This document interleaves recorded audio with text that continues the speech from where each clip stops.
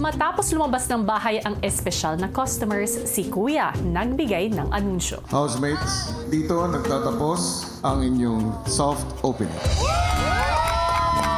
Sa nangyari po sa soft opening, tiwala naman po kasi lahat ng housemates. Ipapakita po talaga namin yung best namin, lalo na po kapag nagbukas na po yung PBB Bistro, Kuya.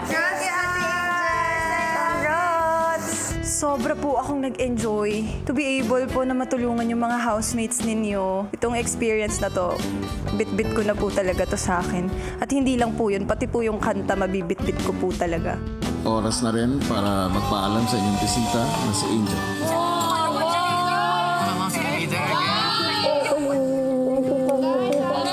Nakakalungkot po, pero I'm very thankful na kahit ganun lang po Kuya kabilis kasi ang dami niya pong naituro sa amin. Sana nabusog po kayo! Nabusog kami! Thank you. Nakakalungkot po Kuya kasi si Ate Angel, para po namin siya naging ka-housemate. Feeling ko sobrang haba po ng araw dahil sobrang daming nangyari po today. Thanks! Thank you po. Thank you. Iba po siya super nagsisink in sa akin, pero what an experience. Thank you so much po for this opportunity. Sobrang saya ko po ngayon.